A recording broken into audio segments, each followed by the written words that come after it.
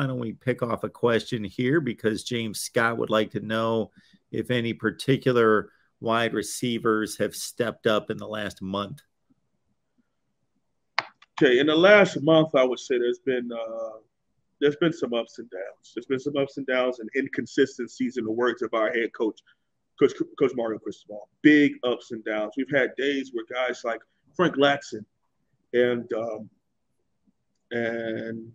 Keyshawn Smith have really shown true to be pure X's and be able to go out and high point the football and be a consistent attacker of the defense, deep, underneath, curl, whatever you need.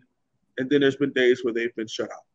There's been days where Brashard Smith has been making plays. There's been days where he's had the dropsies. There's been days where any of the wide receivers have shown some flashes, whether it's being individual drills or in 7-on-7, and then they get to the 11-on-11 periods and they're not showing up. It's just that simple. We have been very inconsistent at the wide receiver position. Now, there could be a couple of things to that, Mark. It could be maybe we're grinding them harder than they have ever been squeezed before, meaning the pressure, the high tempo, the demanding of the high effort is a bit much for a position that's usually known as prima donnas and wide receiver. Or maybe because the play caller and the offensive coordinator, Coach Josh Gaddis, is that hard and that tough on his wide receivers. Who knows?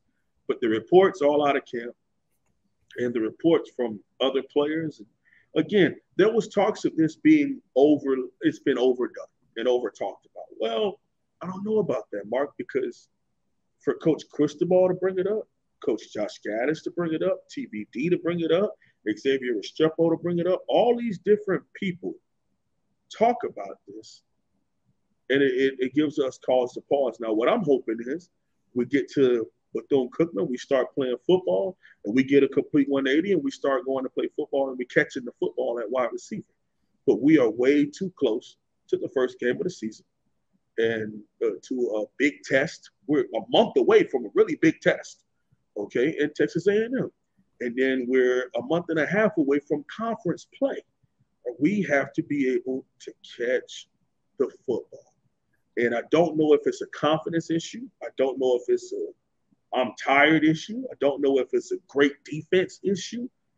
We don't know what it is because we don't happen to be there. But according to all reports from practice, it's been break the guy wide open, call a really nice play.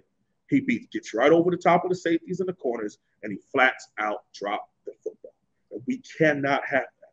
We cannot have that. We're talking about 4-star wide receivers that have done it. And when their confidence is high, they're booming. But dropping football loses you games. Not open field tackling loses you games. Lack of pass protection loses you games.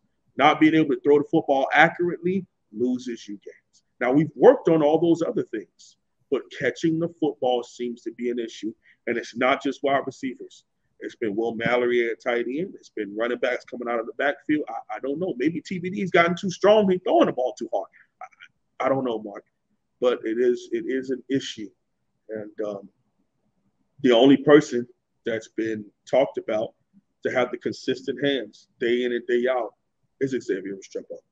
The second name that's been brought up by Coach Cristobal as being more consistent than not with his hands is fourth-year guy Michael Redding III, who's been in and out of the injury buff for a long time now. So I don't know. Maybe I'm sitting here one day kind of upset because we ended up losing the game because we couldn't catch the freaking football.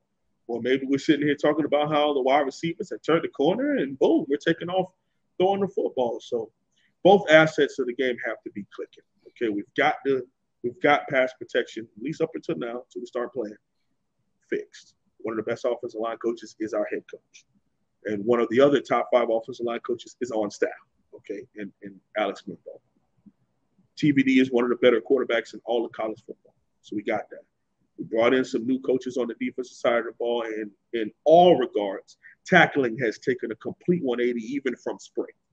All right, so 3 of the 4 major things we fixed. Now we have to catch the football. Catching the football is one thing that any fan watching the game, even the most casual fan that doesn't really understand the sport can relate to, because it's something you do in every sport, and it's the most, yeah, I'm not going to say it's the simplest thing. It depends on the situation, but it's something everybody can relate to in regards to catching a ball. And I don't know what the numbers are on this. I don't think there is a statistic on it, but I would almost guarantee that every time, that more than half the time, the majority of time that there's a dropped pass on a drive, it kills the drive one way or the other. Whether it's on first down, second down, obviously if it does, if it's on third down. If it's 3rd and 7 and the dude at a first down, he drops the ball, well, he just killed the drive. And you only get so many drives in a ball game. So I always wonder that when I see a team, maybe take it from the 20 out to the 50 and they got a good drive going, then all of a sudden it's 3rd and 6, somebody drops a pass that would have been a first down. Who knows what would have happened that rest of the drive, but they were moving the ball. He may have just cost him a touchdown. And that's where it gets rough, Mark. It gets rough because I've seen it. I've seen in 2018 under N'Kosi Perry and Coach Mark Richt. I saw the dropsies really influence some bad games, man. And yeah, you could argue that N'Kosi Perry's, he had one of the strongest arms, and maybe he was throwing a really hard football, but it resulted in some losses, and it resulted in us not being able to keep drives going, resulted in touchdowns not being a thing because we couldn't catch the football.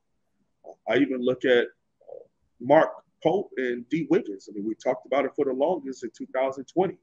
Now, you got to the point where there was some times where the game was on the line and they made big plays. But I think a bowl game was taken away from us because those two guys couldn't catch the freaking football. I mean, Mark, we had them completely wide open on the tunnel screen. D. Wiggins on the tunnel screen. Nobody else is over there. It was a great play call by Coach Rhett Lashley right through the hands. We called a nice double move, and Mark, we were only down by 7. Called a nice double move with 3 minutes left in the game. Mark Pope's get right behind everybody. Looks right over, swoop, right through the elbows. It's infuriating. And for me, as one of the big guys that's played in the front my entire life, it was one of the things where I couldn't fathom. I couldn't fathom it. And vice versa. Some of those, skill position guys can't fathom why 2 big guys can't just happen to stay in front of each other and the offensive lineman just stay right there. You got it. And I get it. We all have things where we feel like it's a lot easier than it turns out to be. Most people are wondering, just throw the ball. Wonder why the quarterback can't hit somebody. It's like, have you ever tried to do that in a big watching moment? On TV is obviously it's just a skewed perspective of what's going on out there. Absolutely. Maybe take the first step would be for anybody that thinks it's easy to catch, and obviously you're not throwing the ball out in the backyard with the velocity that these guys can throw it at, and not even talking about, and we're talking about guys flat out dropping the ball. We're not talking about like there was a contested catch and they didn't come down with it because the DB had his hand in there, and we're talking about just flat out dropping the ball. But anybody put a football helmet on. That makes it a lot tougher than just going out just in your shorts and playing catch and catching a football. It does just, it cuts down on the vision and all those sorts of things. Different. I mean, yeah. What if you have on a visor? I played with a visor, but I was also rushing the passer, so it was different. I'm anchoring the run, rushing the passer. Then what happens if something as simple as when you're trying to run and you're trying to stride and the corner is like hitting your arm so that you can't drive this inside arm up to keep your balance while running, while trying to stay focused on the ball. A contested drop, I'm willing to be able to kind of say, that's tough. It's one of the best corners in the country, or it's a tough thing to do. What I'm not able to be understanding of is, hey, it's 2nd and 5. They were in cover 4. He's off the line of scrimmage. He's off the ball. It was an out route, perfect timing, and you can't catch. It's nobody around you. You drop the ball. And we all have mental lapse, and I'm not saying that people are expected to be perfect. I mean, even LSU in 2019 had drop passes, just like turnovers. It's not about if you're going to have them. It's about when and at what time in the game. Yeah. You know, you get to the 1 yard line and you fumble at the 1, that's a little different fumbling at the 50 and give your defense a chance to go out there and stop them from scoring.